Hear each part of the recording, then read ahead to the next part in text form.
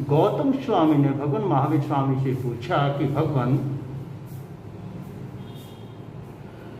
बहुत बार ऐसे ऐसे साधकों को देखा जाता है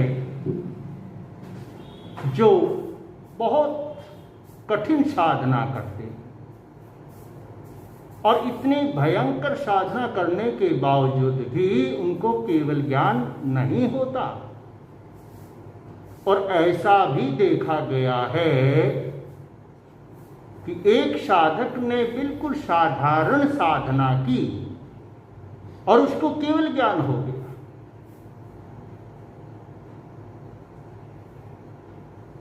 कोई नट नाच रहा है, वहीं ज्ञान हो गया। कोई संवत्सरी के दिन गोचरी कर रहा है, उसको ज्ञान हो गया। ये अंतर क्यों है? भगवान ने कहा, गौतम, जो साधक चारित्र से साधना का प्रारंभ करते हैं वो कठिन साधना के बावजूद भी केवल ज्ञान को हासिल नहीं कर पाते, और जो साधक सम्यक दर्शन से साधना का प्रारंभ करते हैं वो साधक सहजता में ही केवल ज्ञान को प्राप्त कर लेते हैं।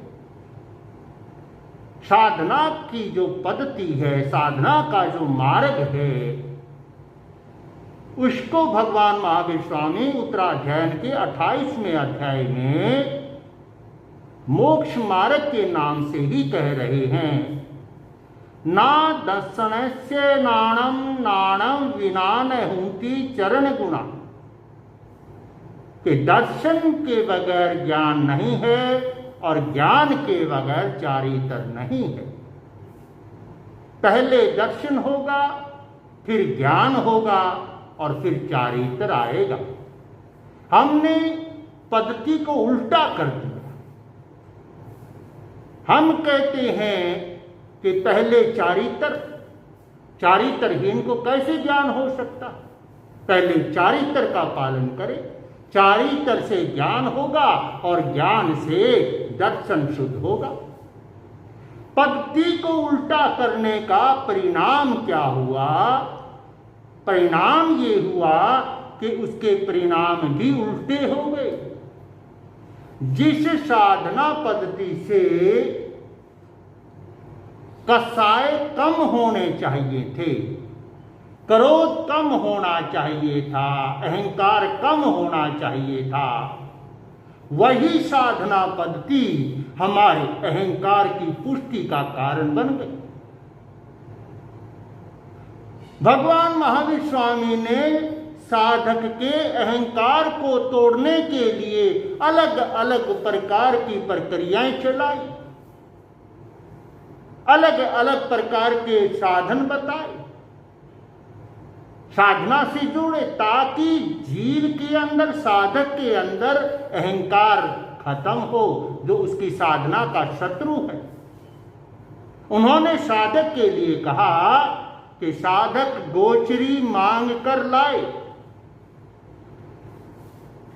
भिक्षा मांग कर लाए। क्यों? क्योंकि अगर तुम भिक्षा मांग कर लाते हो तो तुम्हें आभास होता है कि मेरा कुछ भी नहीं है, ना वस्त्र मेरे हैं, ना भोजन मेरा है, ना मकान मेरा है, फिर मैं किस बात का अहंकार करूं? मांगने वाला कतार में सबसे पीछे खड़ा है, लेकिन हमने इसको भी अहंकार की पुष्टि का कारण बना दिया। हम इसको भी कहते हैं हम ऐसे नहीं मांगते, हम वैसे नहीं मांगते, हम ये दोष डालते हैं, हम वो दोष डालते हैं। जो हमारे अहंकार को तोड़ने का मार्ग था वही हमारे अहंकार को बढ़ाने का कारण बन गया। कारण की चारित्र से हमने साधना का प्रारंभ किया, उल्टी कर दी प्रक्रिया। भगवान कहते हैं दर्शन से ज्ञान और ज्ञान से चारित्र, हम कहते हैं चारित्र से ज्ञान, ज्ञान से दर्शन की शुद्धि। उल्टा करने का परिणाम भी उल्टा देखो। आप सोचते होगे क्या फर्क पड़ता है? बहुत फर्क पड़ता है।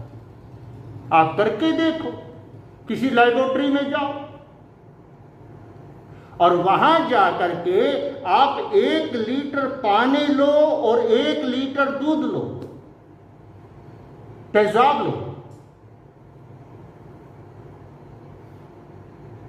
अलग अलग। पहले 1 लीटर पानी को तेजाब में डालो,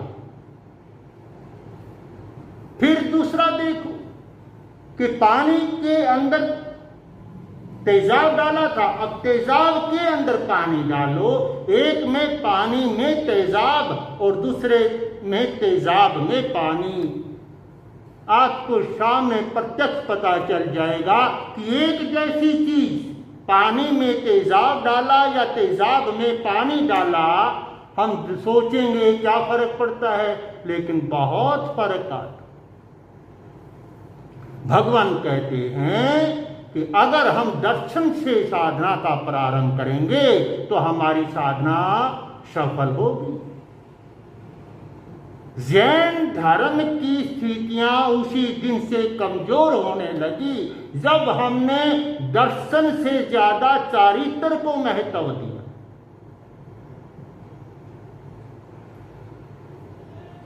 इतनी सी बात है, सहज सी बात है। दर्शन के बगैर चारित्र होता ही नहीं। फिर काहे का चारित्र? तुम कम पालो या ज्यादा पालो, दर्शन है तो चारित्र है। दूसरी बात, ज्ञान या चारित्र अपने आप में ना सम्यक होते हैं और ना मिथ्या होते हैं। अगर दर्शन सम्यक है तो ज्ञान भी सम्यक कहलाएगा और चारित्र भी सम्यक कहलाएगा। और दर्शन अगर सम्यक है तो दोनों क्या कहलाएंगे? सम्यक कहलाएंगे। और दर्शन अगर मिथ्या है तो दोनों मिथ्या कहलाएंगे। दर्शन के साथ जुड़ा है ज्ञान और चारित्र। लेकिन हम क्या करते हैं? हम दर्शन का महत्व छोड़, और कमाल की बात, आपको आश्चर्य होगा, एक साधक लाखों वर्षों तक मास खमन की साधना करता है, लेकिन दर्शन शुद्ध नहीं है, मिथ्यात है।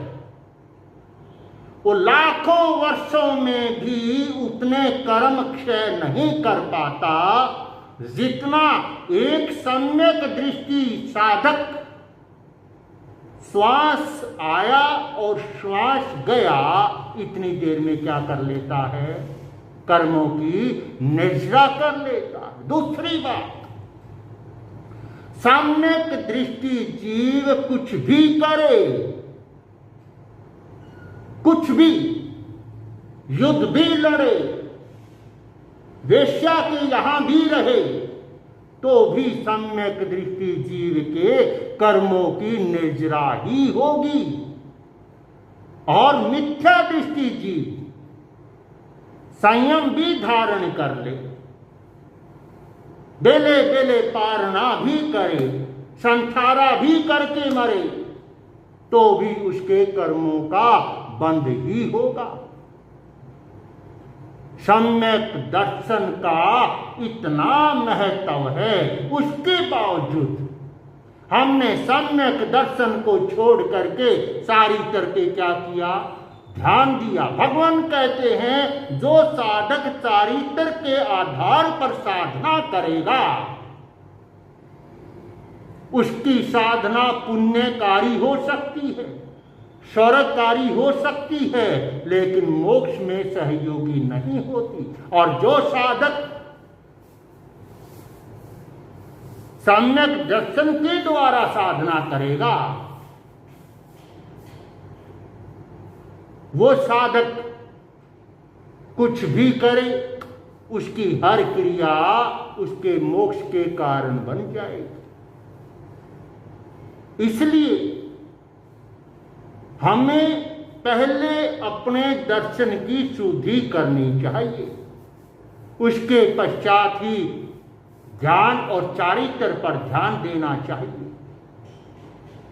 अगर हम दर्शन की शुद्धि करके चलेंगे तो हमारी आत्मा का कल्याण होगा, और यदि हम दर्शन की शुद्धि नहीं करेंगे तो हमारी आत्मा का कल्याण नहीं होगा।